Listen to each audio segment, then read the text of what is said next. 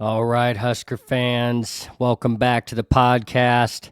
How about the Indiana Hoosiers? Congratulations, their first ever college football championship. Kurt Cignetti, 2 years ago in his opening press conference, said, "I'm a winner. Google me." Now he's on top of the college football world. Good for them. What a game.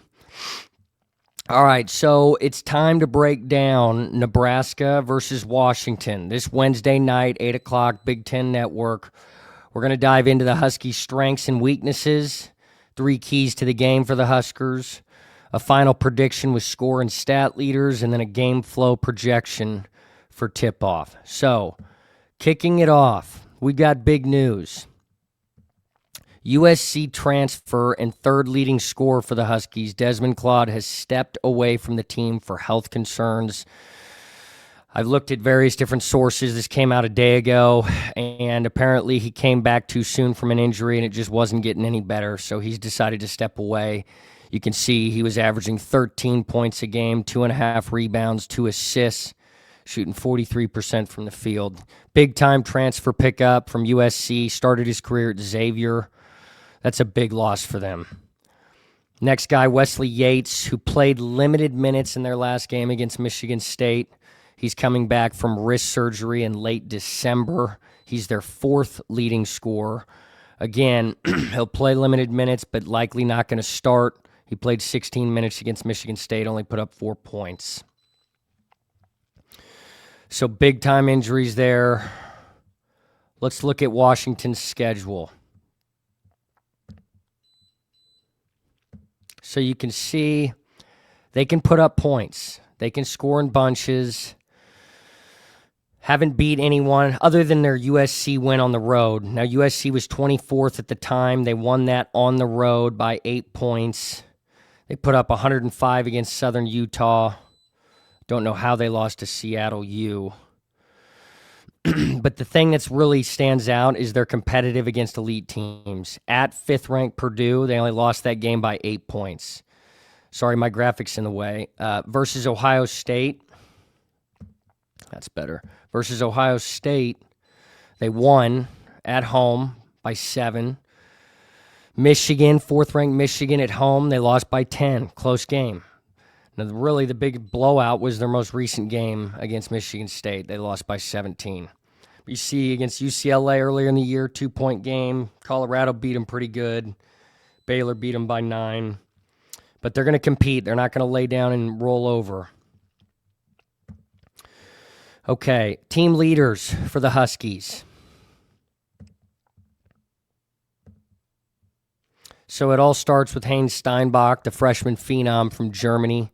He's 6'11", 220 pounds. Not just one of the top freshmen in the country, one of the best players in the country. 17.8 points per game, 11 rebounds. Very big on the offensive glass for Washington. Zoom Diallo, their point guard, leads the team in assists. He's also averaging 15 points per game. Desmond Claude no longer on the team. Take him out. Wesley Yates playing limited minutes. You see that's their 3rd and 4th guys in terms of scoring. Kamari Peterson, he's playing more, 9.7 points per game. Kepnang is their starting center, 6.7 points, 7 rebounds. So he and Steinbach alone are a big rebounding threat. Kepnang can also get blocks, 2.4 blocks per game for them. Projected starting lineup with all the injuries. This was their starting lineup against Michigan State in their last game. It'll likely be the same, but they've had to have a lot of adjustments to their lineups because of injuries. It'll likely be Zoom Diallo, 2nd leading scorer at point. Kamari Peterson, shooting guard. Bryson Tucker, small forward. Steinbach, power forward. And Frank Kepnang at center. We'll see if that's who starts the game for them. Play around 8 to 10 guys.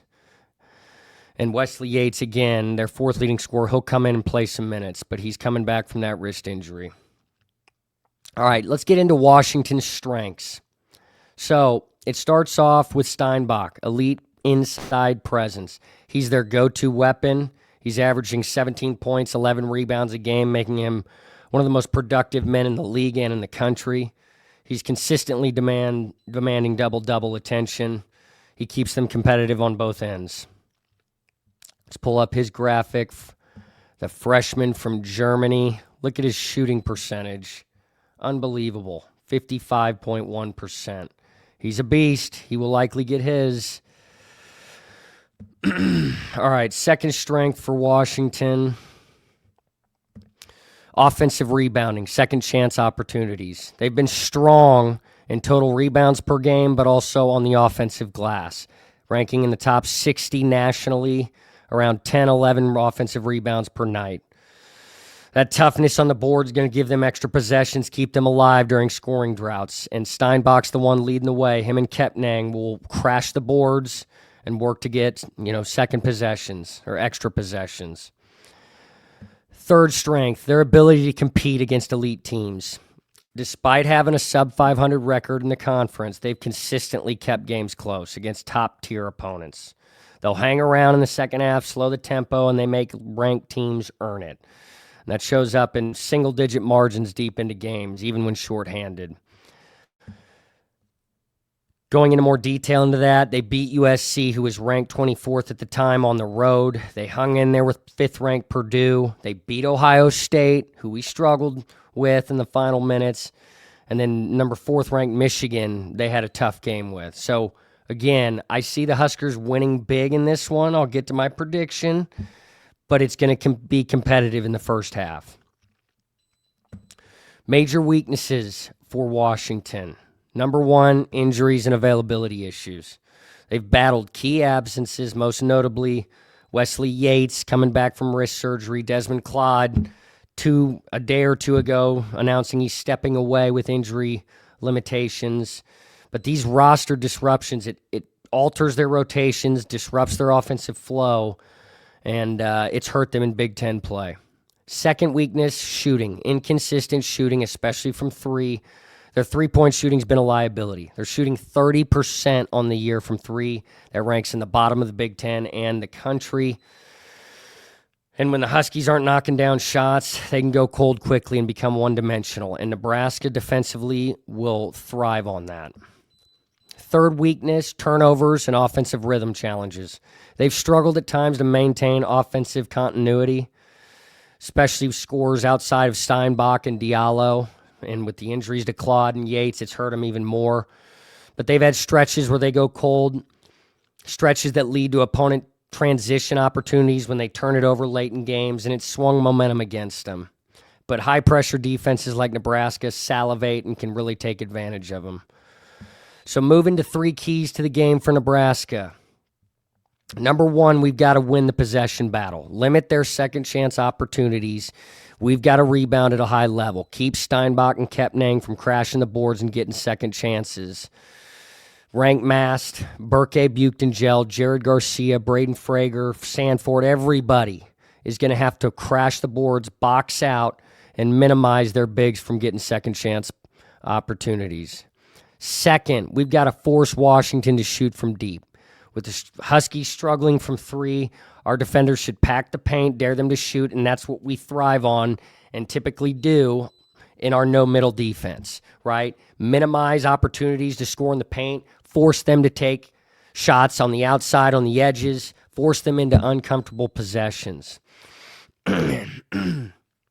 So I think Nebraska is going to make them earn points late in possessions, and I think that favors the Huskers in this game. Third, maintain our offensive balance and spacing.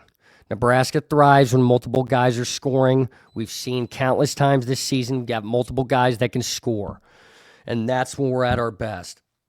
A shared attack slows Washington's ability to key on one player, right? Not just Rank Mast and Sanford. We've got multiple guys, Jamarcus Lawrence, Sam Hoiberg, Cale Jacobson, right? Braden Frager.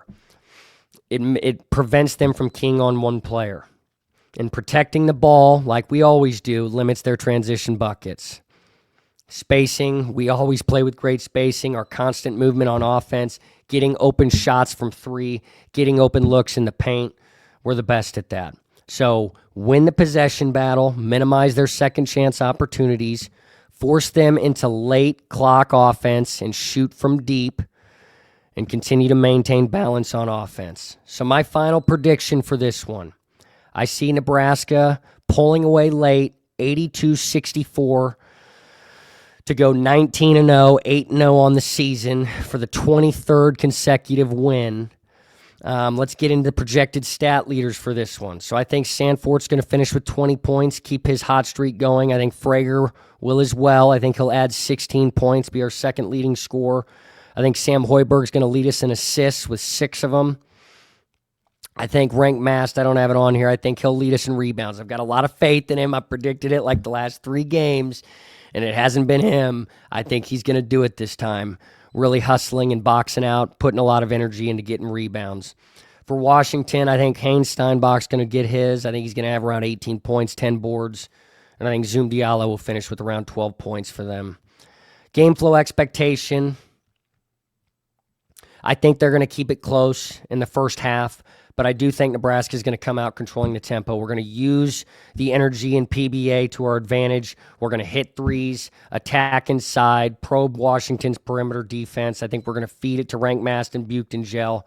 I think Washington will try to match us physically, but I think our shooting balance is going to give us an initial edge. Now, they'll scrap back and forth. You know, they're going to get some second chance opportunities off offensive rebounds. And if they can hit a few threes, it'll help them stay within striking distance. But Nebraska's defense is going to force turnovers. They're going to clamp down in late possessions. I think after halftime, you're going to see Nebraska switch up defensive looks. We're going to force tougher passes and close driving lanes. I think Washington is going to find some rhythm with Steinbach and Diallo, but other than those two, I think we're going to bottle everybody up. And I think in the second half, ultimately, our depth is going to show. I think our bench is going to provide fresh contributions, defensive energy. I think Washington battles hard. Steinbach gets his numbers, but Nebraska pulls away in the final 8 minutes, 82-64. Bottom line, Washington brings toughness, rebounding, and the ability to compete against elite teams, but Nebraska's balanced shooting and defensive discipline should carry the day, especially at home, where we know how difficult it is for teams to come in there at PBA and beat the Huskers. That's all I've got. Please, if you enjoy my Husker content, like, subscribe, leave comments, give me feedback, let me know what I screwed up on my facts. Thank you for everyone that's been keeping me in check on my statistics. Thanks for tuning in, you guys. Tune in for our next episode after the Washington game, likely Wednesday after the game or Thursday. I'll put that next episode out. And then I might even do some Husker football updates, even though most of them are negative. So thanks for tuning in. Good for Indiana Hoosiers football. Congrats to them on their first ever national title. Hope you guys have a good rest of your week. Nebraska, Washington, Wednesday, 8 o'clock, Big Ten Network. Go Big Red, baby.